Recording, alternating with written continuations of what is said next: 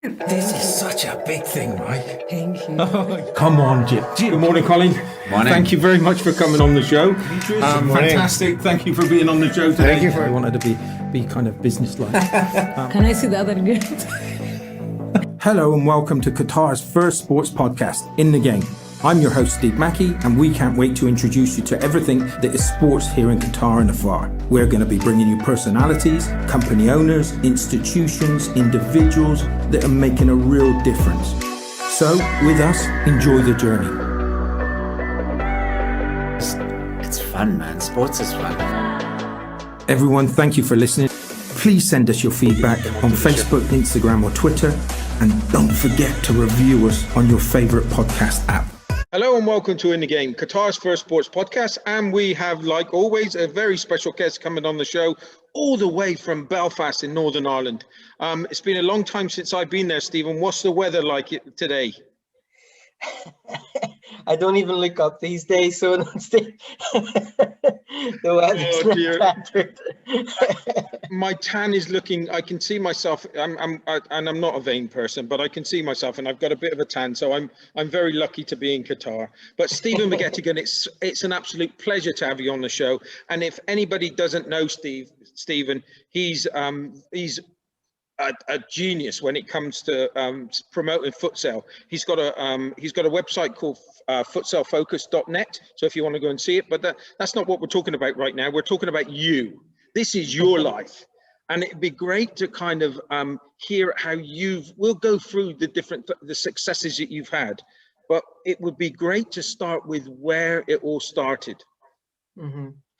Well, I think for me, where it all started is basically being a football fan at first, and being at university and not really knowing what I wanted to do with my life, because I went there and just studied anything that was of interest to me. So I did a degree in history, media, and politics, and media has now went on to be something that's benefited me. I would never have known at that time that it would later on be something that I would fall in love with, but it is. And then after that, I did Japanese, and never did I think when I was, picking Japanese that I would end up living in Japan,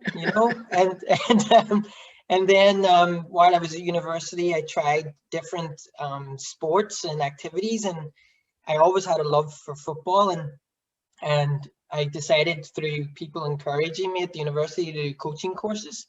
So I ended up doing the introductory to football, the level 1, the level 2, and then the UEFA B license, and which I absolutely loved and would recommend anyone to do. The coach education is fantastic. And I thought at first actually that I was going to go on to be a history teacher. And what made me decide to go to Japan was to teach English and to decide, if teaching was definitely the route that I wanted to take. And I ended up out there teaching for just over 4 years. But while I was there, again, when you're out doing stuff, like I didn't just be a teacher. In my spare time, I worked for a group who were connected to the Irish consulate, and we organized events for them in Nagoya City where I was living. And then through putting myself out there, I learned about futsal, and yeah, that's where it all kicked off from. Because this is the one thing that I've noticed with so many guests that we've interviewed right now, especially from from athletes, from footballers, lady footballers, businesses, people with businesses like yourself. And when it's so strange how things can turn out in your life. So I'm going to take you back a bit. So you took up media. You didn't know why you were taking media at that time, and you decided to take up Japanese, right? And then all of a sudden it starts to fit into place. You never had any purpose in your mind that that's what your life was going to direct you on, but it had such a major part to play with the way that you started, right?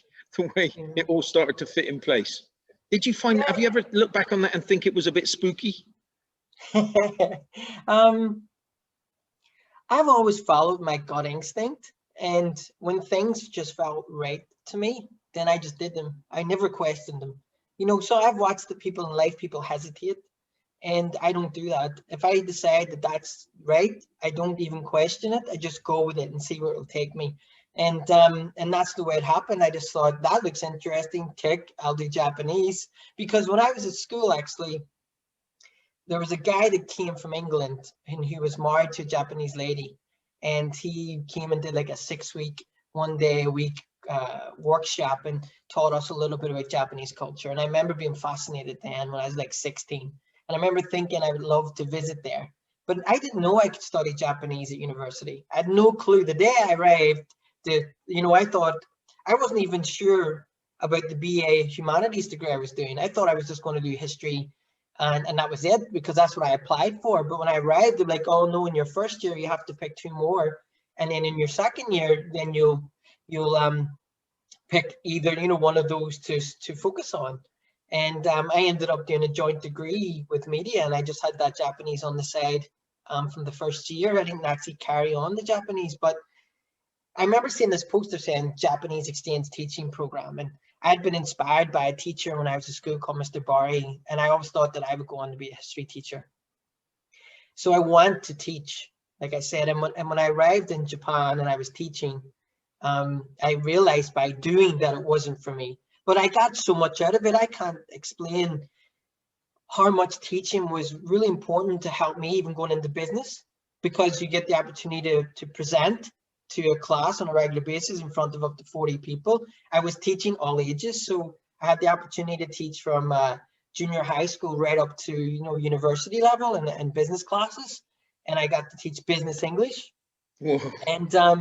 And it was a fantastic experience, so especially preparing presentations and presenting and learning how to, because you learn very quickly how don't stare at a presentation, speak to your audience, and so all these different skills that I learned just really, really helped me.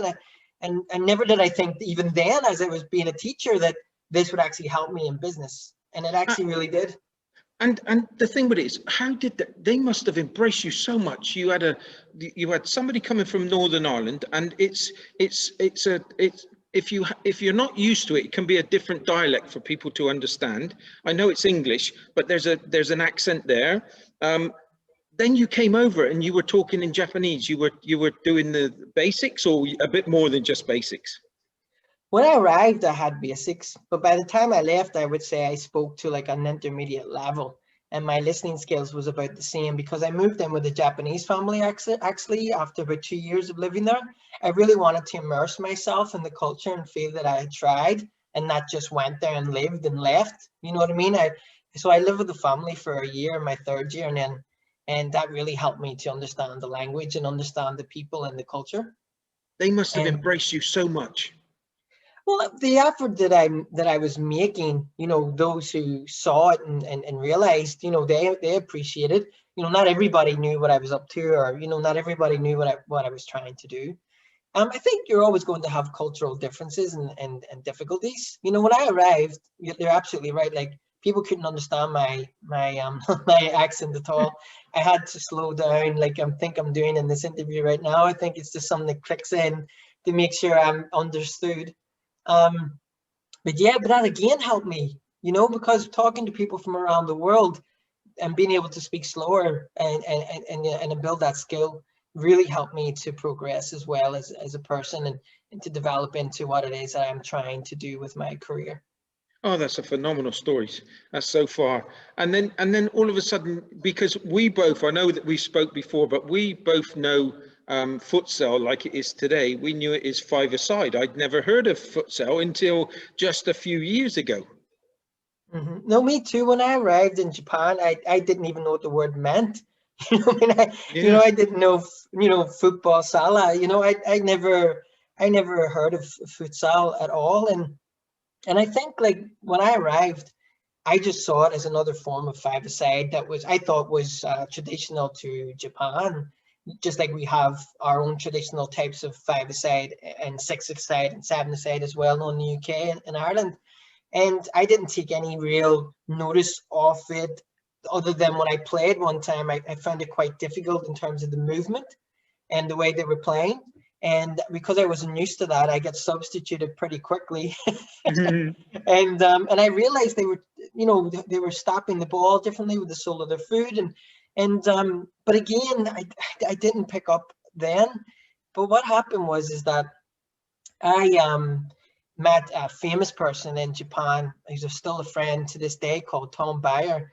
And Tom is credited for having a huge influence on the grassroots game in Japan. He started some of the first camps and things like that over there.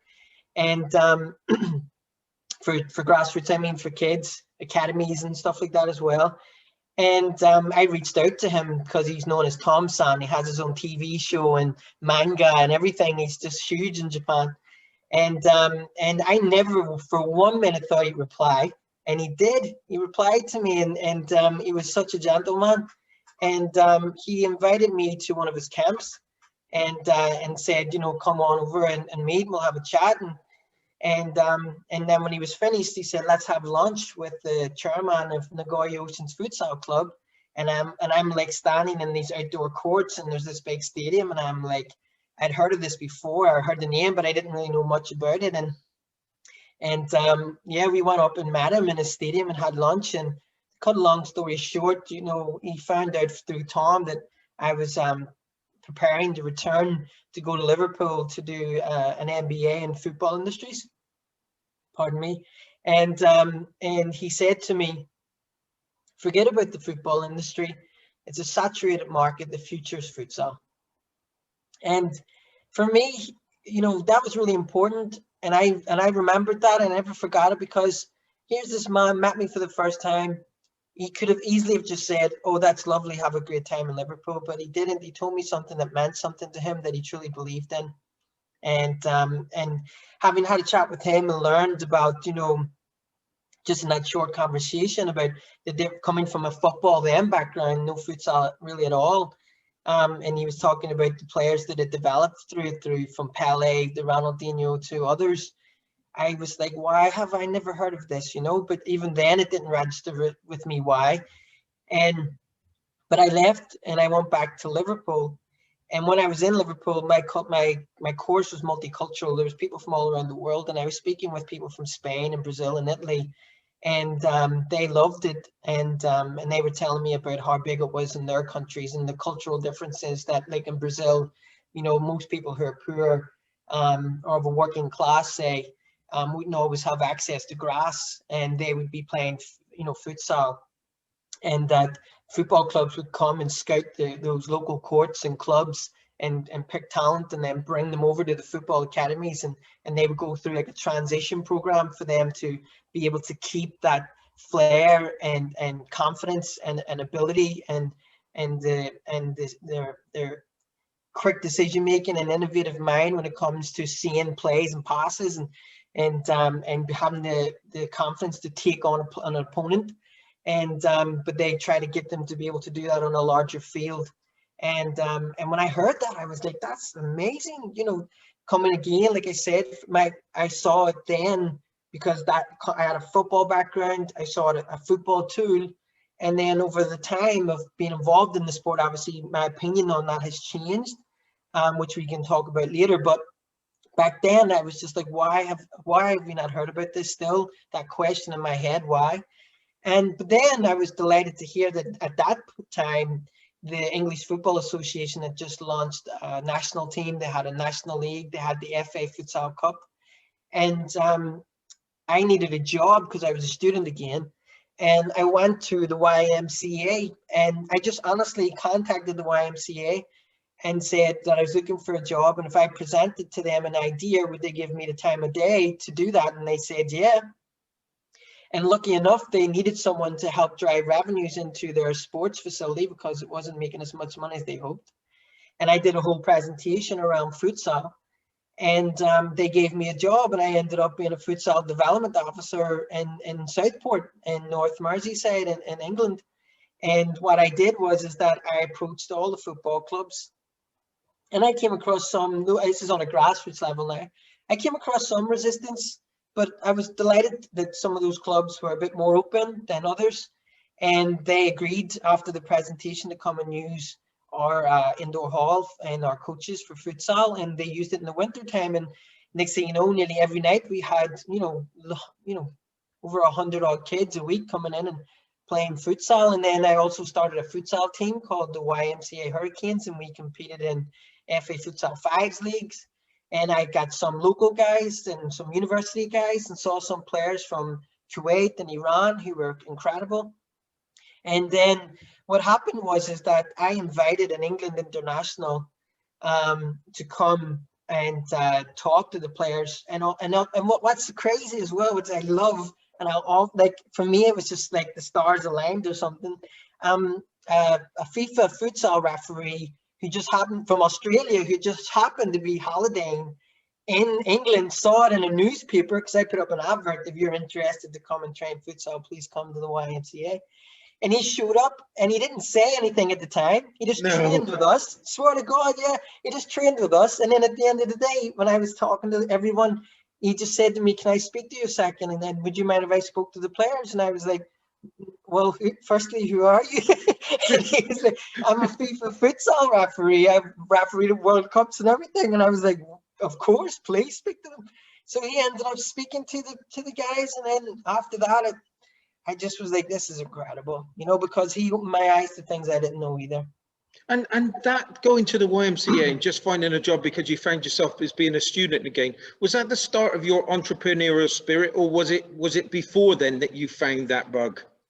I think I've always had that bug. I've always been coming up with ideas. I think sometimes I don't know, like my father was always kind of having ideas, but he wouldn't have been as proactive as me because of being a father, having children, needing to provide. You know, I think my dad always had that over his head, and he was a carpenter, and you know, he was in and out of work, and trying to find work was always, you know, he had to find work. That was at the forefront of his mind. So it kind of, but I think if he had have had more time, he definitely would have been entrepreneurial. And I think I just took it from him and his family, because, you know, a lot of my uncles have been entrepreneurial, and in their different ways, and yeah, it must be in the family. And then I just and I love a challenge, and I love ideas, and I love projects, and I love thinking about how you start from zero and then get to the end, and the whole way across the, you know, the pipeline, and then delivering it. There's nothing better. It just gets my blood flowing. I don't know how to explain that. It's just great. But your journey carries on. It's like, so you've done all this in Stockport, and you're in the YMCA. What's the next challenge? What was the next challenge for you? Well, when I was at my doing my MBA, which was another thing I'm very proud of, is that our teachers used to talk about the importance to network, and I love networking. It's like my favorite thing to do. I love going on LinkedIn and trying to network. Love talking to people, but so they kept saying you have to network, and that's fine. But I kept thinking, like, there's people on the same level as me, my peers, who are going to be going into the industry, and we're all going to be starting at some sort of similar level. And we would be in a position to help each other, and I should know more of them, not just people in my course. And so I knew of the FIFA Masters program, and I reached out to them, and a lovely girl helped me there, one of the students at that Masters. And what we did was I organized for them to come to Liverpool and for us to have a networking event, and for us to play a match at Liverpool's Academy in Kirby. So we just met, we all at Liverpool's Academy, we played a match, bit of fun, got our picture taken. And actually, one of the guys in the team who played that day is now the head of futsal for FIFA. No. Futsal and beach soccer, yeah, which is incredible too. Yeah, he actually was playing for the other team. And but anyway, back to the point. So then we had that evening, we went to a restaurant and had some food, and everybody got to talk and meet each other. And what I'm delighted about is that something the university couldn't think about doing, because at first at the university, but they're a competitor, you know what I mean? So I was like, not really. We're an MBA, they're a Masters of Science, and they're doing different subjects. It's a little bit different. And I think we should meet. And to this day, every year, those students play each other in a game and have a networking event. So it's something I'm very proud of that I started. So like I said, I've always had the ability to connect dots, you know, to see opportunity. And that's something that I've carried into futsal. And it's all about legacy. You talk about that. It's like such a proud moment that you can, and I know the type of person that you are, because we spoke on several times now. You're a humble guy, and you're not going out and saying, "Look at the legacy that I created," but you will be saying to yourself, "I'm really proud for myself there." And I am. it'll only be your conversation that you're having with yourself to say, "You've done well there, Steve. You've done well there." You know, it's like for me as well, when I came home, I always used to go to my old secondary school and talk to the students about the things that I'd done in my life, because I come from, but I wasn't doing it from a look at me type of idea. It was Yeah. nothing like that at all. I promise you that. It was more to do with, I come from a place that was heavily impacted by the conflict we had here in Northern Ireland. And one of the heaviest hit communities in the Troubles. And part of my life grew up. I was born in 82. We didn't have peace until 98, but the Troubles didn't really end until about 2001, because there was still stuff happening that was being ignored, but it was still there. But I would say from 2001 onwards, we started to see what would be the normalization of some sort compared to what we just lived through. And you know, I saw when I was at school, like 180 students did their GCSEs in my year, and I think only something like 15 of them went straight on to higher education out of 180. Oh my word. So I wanted to go back to tell people, like, just because of where you're from doesn't limit you. You can do whatever you want as long as you know how much you want it. And if you know how much you want it, then just fight for it and put all your concentration and effort into achieving it. Don't let anything about coming from here. Because I said to them, I come from the same places that you do. I grew up on that road. I grew up in that estate. My family's from there. The only difference is that I believe I can do something. You don't. And That is the only difference. You have to believe. at this stage, I just want to, because a lot of people are not going to even remember. I'm old enough that I do remember the troubles in Northern Ireland, and especially Belfast.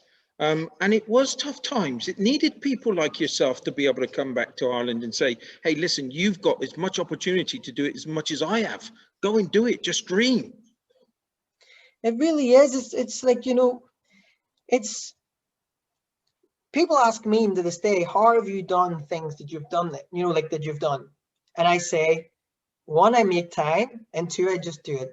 I don't even hesitate. It's like I said to you, if you overthink anything, you may never do it. If you're always going to think of a barrier to something, then you'll never do anything. Just do it. And if it fails, so what? It doesn't matter. So some people are so scared to fail. It's incredible. I have failed loads of times on things, but I learned from them. I reflected on them and said, what happened wrong there? Oh, that did. Well, I'll not do that again. And I just did something. I just did it differently. You listen to the one thing that I listened. I read a book once which was called Untethered Soul, and I thought the best thing in my life was my intuition. That person that was telling me what to do in my mind. And I listened to this book, and it's a fantastic book, by the way. It's just unbelievable. But it told me in the first couple of paragraphs that that person in your head that was telling you what to do was not always the greatest person to listen to, because he knew all your weaknesses, he knew all your failures, and he was going to remind you of them as you were going through the tough times. Do you listen to that person in your head, or do you just, as you said, go on and do it? Like I said, if I get negativity, I stop it. I just stop it dead. I don't listen to it, because I have to believe I can do something. You know what I mean? It's like if you don't believe you can do something, why would you do anything at all? Well done, so Steve. I just say that's what I'm going to do, and I was work towards that. Yeah, well done, Stephen. That's just fantastic. It's so important. Yeah, it's all a mindset. It really is. Like anything in life. When I was doing my GCSEs, I said I would do my A-levels degree, masters, go to Japan, you know, do an MBA, work in the football industry. I will do, and I did. Yeah. That's it. If you put it out there, you know, it's like, you know, it's really true. Put it out there, say it out loud, and when it's out there, you have to do it, because, you know, especially sometimes I do things like I will say to someone, I'm going to do something, because I feel if I put it out there and I've said it to them to do it, I can't embarrass myself. Now I've said I'll do it. You know what I mean? That comes from any, you know, like right at this moment. At this moment in time, like I said to my girlfriend, like I'm going to do a static line parachute jump, right? Of like, which is like 2,000 feet. And I've already paid for it. I've done the training. I just couldn't do it because of COVID, but they're going to allow me to do it soon. So that's the next thing for me. You know, earlier this year, me and her said, we're going to travel around Ireland. And we did. We said we're going to climb the highest mountain in Ireland, and we did. And we said we would go out every other weekend and hike, and we have. You know, it's make time and just go do it. It's creating habits, right? It's creating habits. And once you've got them created, and I'm so glad that we're talking about this, because it is a sports podcast, but it is kind of, this is what makes you so determined. And this is when you get something that you love, like sports, it just drives you forward. Yeah, that, like for me, sports was just something that always brought me joy, no matter what it was. I love watching sports in general, not just futsal or football. It's like I love watching documentaries about sports. Like at the minute, I've got an addiction to basketball documentaries. I've been watching tons of them on Netflix, and learning a lot about the basketball industry, which has really influenced me too. And learning about the American football as well. I'm getting more and more fascinated by American sports. So, you know, futsal sport, sorry, is an addiction. When you're that type of person, it's just a joy. You know? And we're not going to talk about much, but you've got a and I'm just going to say this: you've got a wonderful website that brings people all the way around the world together, where they can discuss futsal. It's FutsalFocusnet. How did that all begin? What was your driving force? You had all this experience. What was the driving force that you went in that direction with? And did you really think it would get to anywhere? No, like I had a dream. You know, you have visions, you have dreams, and you, pardon me again, how to put it, I did it step by step, and knew I had to be patient, you know. And I have to say, like, trying to do this has helped me a lot with my patience. When I was younger, I didn't have a lot of patience. If I wanted something, I wanted it done now. You know what I mean? That's why sometimes I found it hard with languages. You know, I wanted to speak now, you know, not a year from now, not 2 years from now.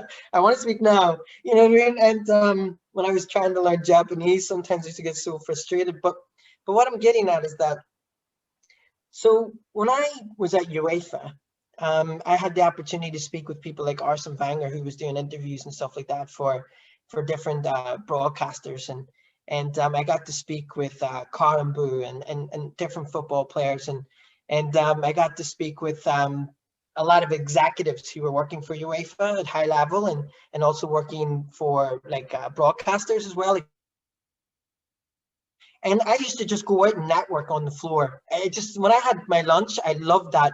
I just go out onto the floor and just talk to random people. That's what I do. I do that now, and I love. You know what I love doing? I love it when I'm in a lift and they can't go anywhere. I know we've got COVID, and I know that there's restrictions, but I do love that. It's my biggest thing. And anybody that knows me, when I get into a lift and there's somebody in there, they're chuckling to themselves because I want to get their business card. I want to know. Yeah. I want to go for a coffee with them. I want to find how we can work together. But that was the great thing you see about at UEFA, is that it really was like, what's that advert again? Is it Carlsberg? You know, does the football thing? You know, it really was like that. You know what I mean? It was like, we after work there, you know, we would get free beers. You know, we would get food. You could just go to it was all free, and you would just sit down with different people all the time. And that's what I did. I talked to people, and I always asked them about futsal. And what I quickly started to understand is, especially from people at UEFA, that UEFA had the intention to develop it more, which I thought was great. And then I started to understand that it's not just a development tool for football; it's an opportunity. It's a sport in its own right. So that's what came out of that journey, that 6 months of living in Poland and working for UEFA, was I got a real insight into the sport, and then understanding that you know, this was growing around the world, and the impact it could have, not just as for football, but for people who were more suited to that style of playing the game. Because where we grew up, as you know, if you don't make it at football, you don't make it at all. And there are some people who are just, you know, if you go to any Monday, Tuesday, Wednesday, Thursday, Friday night, five-a-side up at, you know, Goals or any other, you know, private pitch being, you know, rented out for leagues. I've sat there and watched some talented people, but I know they wouldn't be the same on a football pitch, which is quite bigger, because we don't have here transition programs like you have in Brazil for people who are talented to be able to use that style of play on the bigger pitch. And we don't have an option for people who maybe actually prefer. There's people out there who love playing five-a-side but wouldn't watch a football match, have absolutely no interest, wouldn't support a team, we're not interested in football, but they would go play five-a-side because they really enjoy kicking the ball about.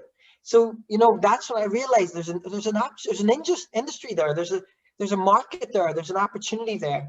And yet we are not embracing it here in the UK and Ireland. We're not to the extent that it should be. And as you know, recently the FA has pulled its support for the elite game, which is, you know, devastating for people like me and others who know how important England is in general as a market. And to see them do that and was very upsetting. And I hope they'll change their mind. They use COVID as an excuse, but I don't know if I believe that, but hopefully, you know, that is the case. And when, you know, we finally get control of this pandemic we find ourselves in, then, you know, hopefully that the elite game will get the support it has. But that's where it started. So to answer your question, I returned home, and it just came to me one day. It was like, obviously the void here is awareness. So I just started a page on Facebook first. I started to interview people and share those interviews and watched it grow, and then started a Twitter page, and then a LinkedIn page, and then a website, and then an Instagram, and I watched it grow. I grew with the industry, you know. I grew with how futsal growing, you know, and then UEFA launched more competitions for under-19s and for women, and I saw with more content, more people viewing and engaging. And then also I working with the Irish Football Association, I launched their first ever international futsal tournament with their head coach and Jonathan Michael, and I also brought over coaches and teams, and we had a tournament, and then I saw more interest from people starting to become aware. And then in 2017 I launched the world's first futsal business conference, and I secured Tranmere Rovers as a partner.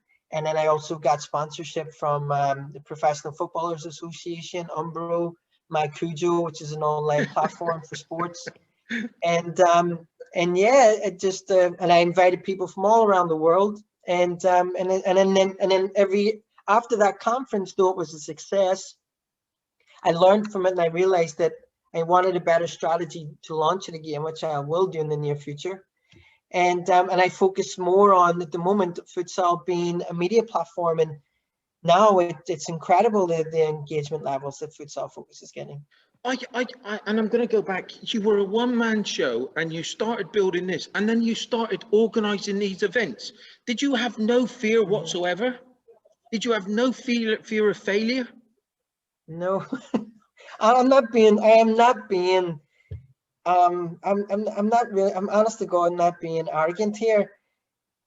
I don't think like that. It's not an arrogance. It's not. It's. If you don't know, if you don't do, you'll never know. And I would hate to look back ever and think I should have done. I should have. Why did I not do that? Anything I think I should do, I do it. I don't know how to explain that. Well, you do it. It's like you're doing it, and you go from strength to strength. It's incredible. But it's all to do with it's to do with those experiences that you've had. And I know that I've had a few conversations with you now, and I take my hat off to you, because you've not had it easy, and nobody has got it easy. But you're a perfect example for people to listen to look up and say, yeah, don't have the fear, just keep going, you'll be okay, just make it work, you're the one. And when people say to me, they look up and they say, what's the best thing to do, what decision should I make? And I said, whatever decision you choose to make is the right decision, because you're the one that's going to have to make it work, and you're the one that dictates on which way it goes. What I will say to anyone listening to this interview is that if I look back on my life, with what I've never understood is, and I'm sure you saw this in certain people, that they achieve something and they only enjoy it for an hour or a day. They don't build their self-worth and confidence out of it. As quick as they achieve it, they sometimes just let it go and move on to the next thing. And there's nothing wrong with moving on to the next thing, but you have to take something away from everything you achieve. You need to look back and think, how did I do that? Or if you didn't achieve it to the level you hoped, why did it not happen? Reflecting on life is something I do every day, continuously, trying to understand my weaknesses and trying to understand, well, if I think these weaknesses are something that I can't do, how do I fill them? Not being scared to reach out to people, not being frightened to ask the question, because some people feel stupid if they ask, thinking like someone should feel like they should know. I don't think like that. Why should I know everything? I don't know everything. Nobody knows everything. If I don't know it, I'll just ask someone, and I learn. It's a constant learning process, and it's not being afraid to say I don't understand or I don't know or can you help me? It's every single question is a difficult question if you don't know the answer to it, and it could be the simplest of answers, but if you don't know it, it's the biggest one in the world. It's the most difficult one in the world. And I think that's what I always try and say with startups is that you just got to keep on asking, you've got to keep on exploring, you've got to keep on learning those mistakes and understanding where those mistakes happened. Well, me and you talked about it before when we had a great conversation around what you do with startups and how you work as a mentor. I was telling you about my experience on the Entrepreneurial Spark program. When I went on to that, I was only doing Futsal Focus only a few years, like 3 years. And it really helped me to really structure Futsal Focus better and to have a better understanding of what I was trying to achieve. Because even then, 3 years in, I don't even think I actually knew really what it was I was trying to do for futsal. I had all these different ideas, but how they came together to benefit me step by step, it wasn't that, the clarity wasn't there. But by the time I finished that program and through the mentorship that I had, I felt a lot happier and I felt a lot more at ease.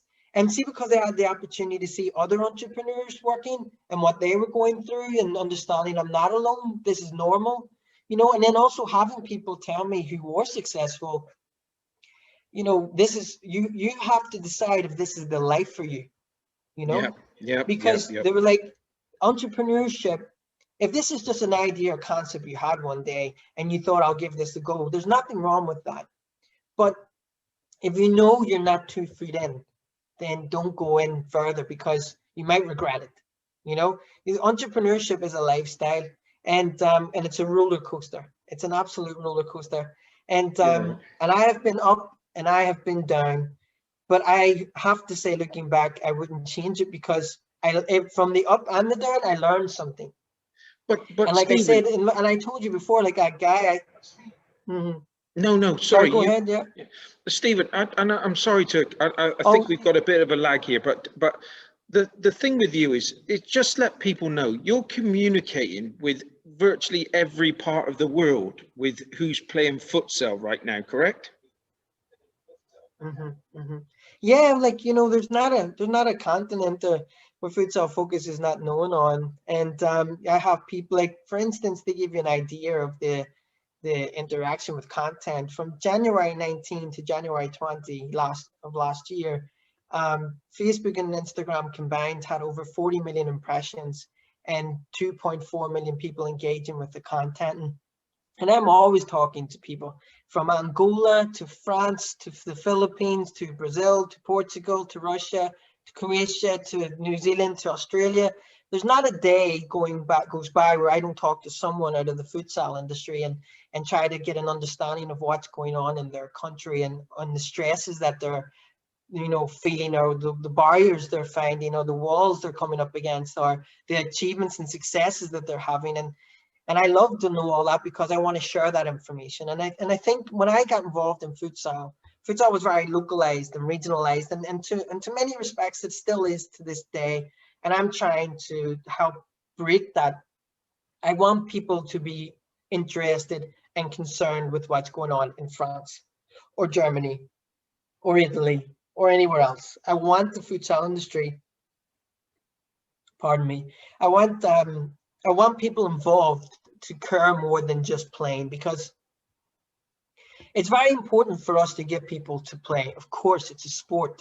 We need them to be involved. And if we can grow the recreational market, of course, that looks great to say we have X amount of people around the world playing futsal. But that is a market within a market. That is making money for the provider. But it doesn't necessarily mean it's making money for the futsal industry as a wider entity, as a wider market, sorry, because those players may not support a team. Those players may not support their own national team. Those players may not even know about the UEFA Futsal Champions League or the FIFA Futsal World Cup, because their awareness is limited. And some of them might even see it just as a football development tool, which it isn't, sorry. And, you know, we need them to be their passion for the sport to be ignited past just kicking the ball on a Friday night in some futsal court. Because if they're not willing to go out and spend their money to watch a club, to watch the national team, to watch it on TV, to buy a jersey, to buy a ball, you know, if they're not going to do that, then we don't have a market, we don't have a business. And we need them to come up, and we need these passionate people, especially from the business end, who love futsal, to get more involved in the game, because we need more business people involved. And do you feel that you're winning? I know that I know your answer going to be here. I know what it is. I feel we're definitely making steps forward. What's incredible is, like, for example, you know, having people contact me from recently from Angola, where they're launching professional futsal in February. You know, Angola has a massive population, and its most popular sport is futsal, recreationally.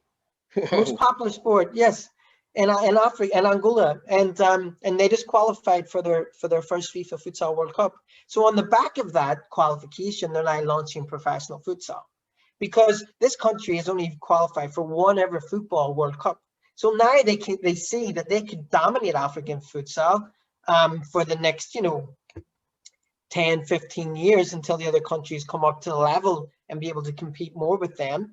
So they see an opportunity to grow the game and to cut out their market share, you know, in Africa, and also be seen as a leader in the sport in Africa.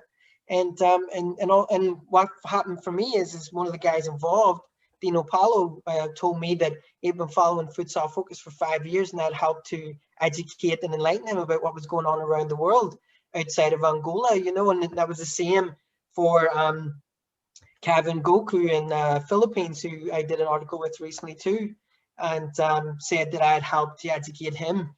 And also he's a FIFA master student who actually got to play in one of those games I was talking about recently. So, you know, for me to know that, for someone like him to have done that masters, to play in that networking event and had no idea that I'd organized the first one, to then learn later that he had been following Futsal Focus for 5 years, you know, something like that is just like unbelievable. It's wonderful to know. I read your website. I went through your website, and what touched me the most is the way that you are trying to get people's stories out there. A bit like our podcast is trying to get people to talk about themselves and how they've made a difference.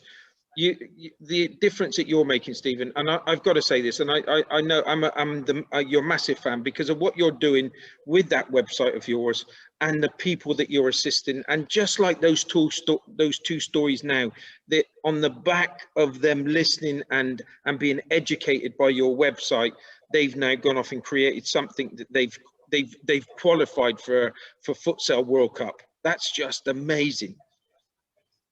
Well, yeah, well, I won't take all the credit for their ability to qualify for World Cup, but what I will say is that, Dino Paolo at that time obviously understood what futsal was from his connection to football, but helping to educate him and make him aware that so much was going on around the world Yeah, of has helped course. to increase his passion to want to drive the game back home in Angola. And now he's doing that, and he's helping to launch professional futsal, which is just incredible. And also out of that, you see, is getting messages from people quite a lot, thanking me for things that I do, and this is why again I decided to do interviews like this, because I've been doing it 8 years now, and for about 2 years in, I started to be asked to do interviews, and I wouldn't do them.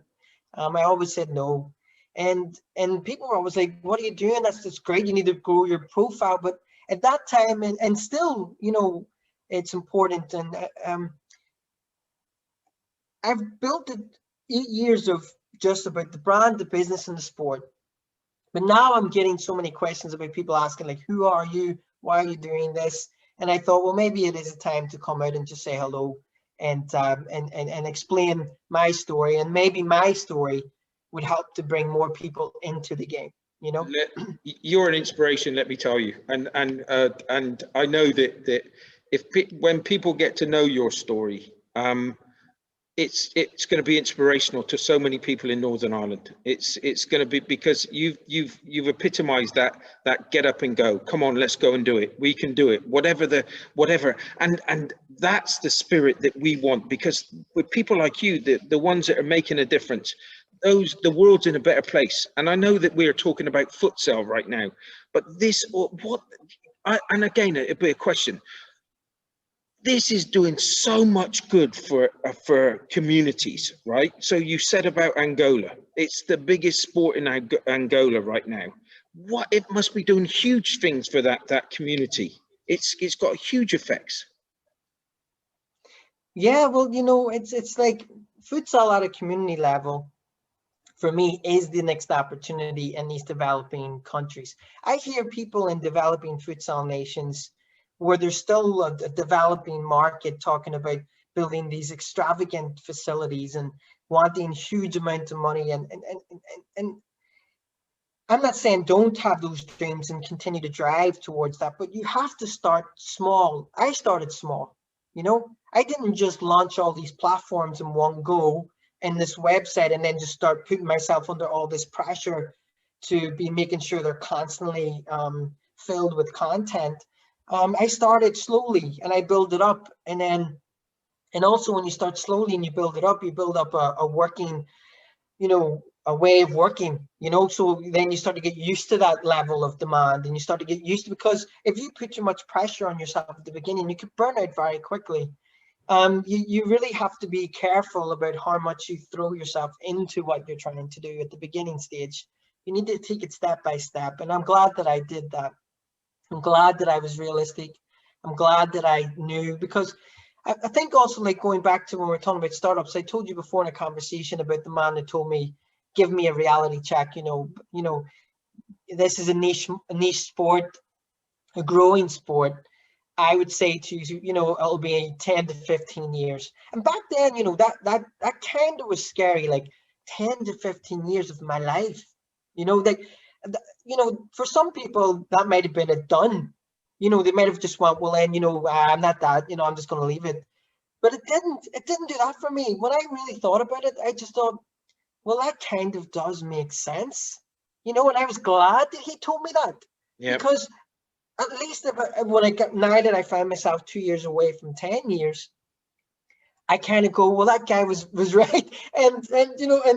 But look at all that has happened in that time. And I think that with the things I'm planning for next year and the year after, and if hopefully I'm able to deliver them, I think I'm in a position to deliver them now, had they come had the opportunities come to me back then. I don't think the stress of it I could have dealt with. I don't think I was prepared in the first 2 to 3 years, but now I'm definitely prepared. I'm much more confident, and I'm much more assured and what I can do, and also I have purpose. And when you have purpose, nothing will stop you after that. I truly believe that. I think once you find purpose in life, that's like getting up to do it in the morning, going to bed, you wake up thinking about it, you go to bed thinking about it, but it's joy. It's not like a stressful thing. It's a love. I love it. I just absolutely love it. So I just can't wait to continue, and let's see what the next few years has to come. Well, I've got to say at this part, and we've already been going for nearly an hour now, and I've loved every second of it. And futsal is a better place in this world, Stephen, because of you and your website. And let me tell you, I know that Stephen is one of the modest people that I've ever met, and he doesn't like to brag about things. He's not that type of person, but his website is getting millions and millions of attractions on a yearly basis, and it's doing incredible things for futsal on a global basis. I just thank you for coming on the show today, Stephen. You've got an incredible story, and you're such a great guy. People should be listening to every second of this interview. Thank you. I really appreciate that. Thank you so much for having me on, Steve, and taking an interest in futsal, taking an interest in Futsal Focus, and giving me the time to tell a little bit of my story. And hopefully for the people listening, hopefully you take something out of it. If you have any dream of anything, all I can say is don't overthink it. If you dwell too much on something, you may never do it. If you really love it, just go do it, and you'll never regret it. Because with everything that's happened for me up and down, I don't regret anything. And I just so excited and looking forward to tomorrow and next month and next year to see what else can happen. And if you love something you're doing, then it's a joy. It's not work. So just go out and do it. Just drop that mic, because that was fantastic. Thank you, Stephen. That was brilliant. Thank you so much. Everybody, thanks for listening. That was a brilliant show. I loved every second of it. Until next time, bye for now. Everyone, thank you for listening. Please send us your feedback on Facebook, Instagram, or Twitter. And don't forget to review us on your favorite podcast app.